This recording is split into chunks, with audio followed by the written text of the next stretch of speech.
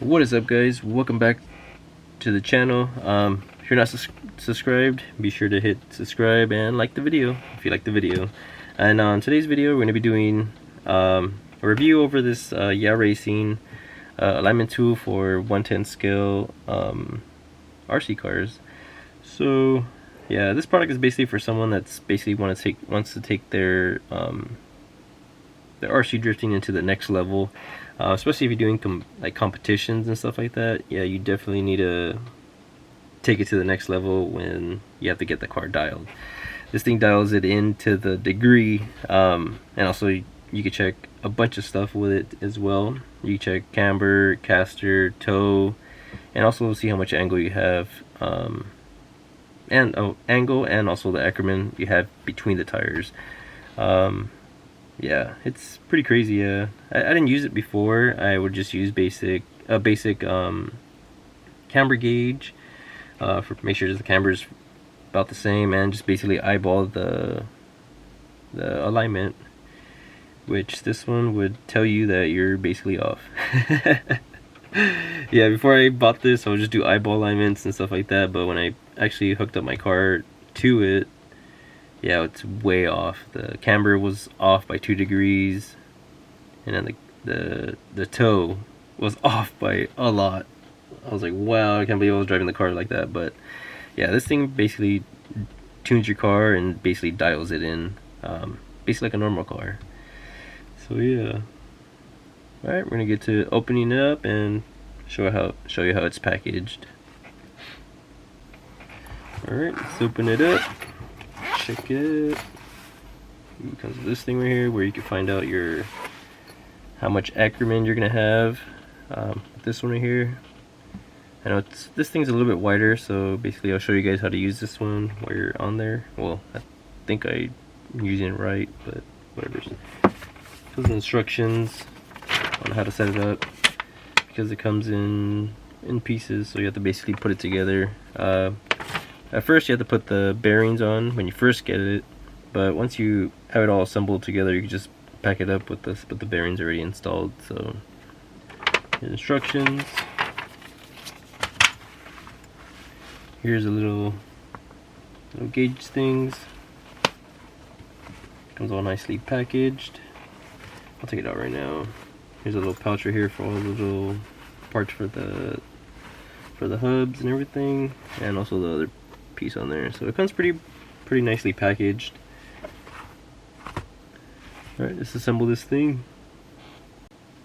So here it is after it's all fully assembled. It's not that crazy, just pay attention to the instructions and it'll be good.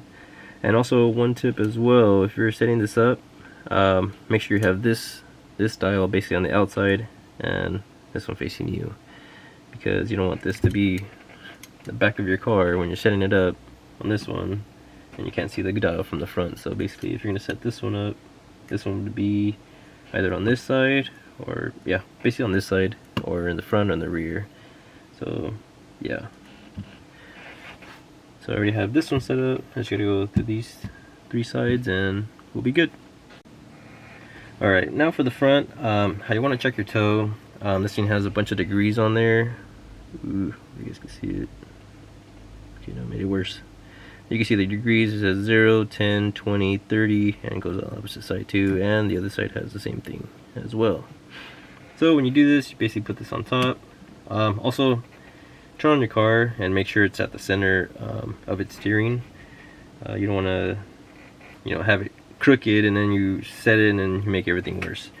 So basically, before you even set the toe, you want to make sure your camber is basically the same, because if you set the toe before you do the camber, and when you add or take away camber, the toe is going to change, so you're going to be basically working double. So what you want to do is make sure your camber is basically the same on both sides. Then you can go and adjust your toe, because it wouldn't affect your camber. But also double check as well when you're almost done. So this one has basically 3 degrees of toe out. Let me check the other side. This one has 2.5 degrees of toe out. So this one's a little bit off. I'm gonna adjust the toe on this one a little bit to mimic that side.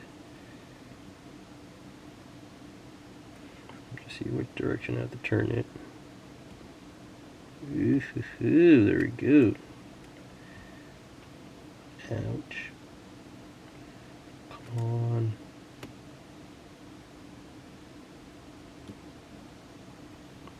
Also, always, always push it in after you adjust it, because you're basically turning it in, turn it in, so that little ball would basically go inwards more. So, almost there.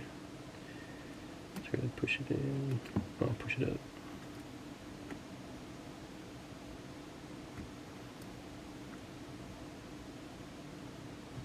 There we go. Alright, so I'll set it. There we go. 3 degrees of toe out. This one's still at 3 degrees of toe out. Check the camber, 9 and 9. So basically that's pretty much it. Let me get you guys a little close up. See right there. There you go. You see the 3 degrees of toe out. 3 degrees of toe out. Scoot over, and this one's at, where is it at? Focus. There we go, 3 degrees of toe out. And also you can see the camber. We got my squeaky chair. Camber is at 9 right there. And also for this side as well. Hold on. That one is at 9. So everything's pretty much set in the front. And for the rear, this one's just a hair from the 0. Adjust that one right now, and this one's at basically 0. So this one, maybe a couple turns and it'll be at 0 and it'll be fine. Let me adjust this one really fast. Whoa. Just this one really quick. Not sure which way to turn it. I'm not sure which way to turn it. And it pops off. Sick! That's crazy. I don't know why this one's super hard. That's what she said?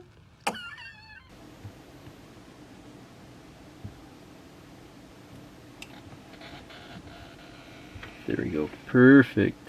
Now this one's at 0 and 0. It's about the same too. It went a little bit more than the 0, but you can tell on this side it's a little bit more than the 0 as well too. Alright, now that we have the chassis nice and dialed in, it's time to hit the track and test out the adjustments.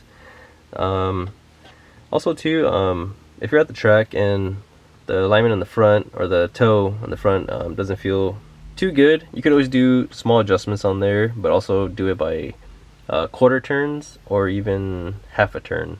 I suggest do quarter of a turn per side, and then if you don't like the way it looks, you could always do a quarter turn back and keep it to, bring it back to the settings you had before, or even take the alignment stuff to the track and you do your alignment there.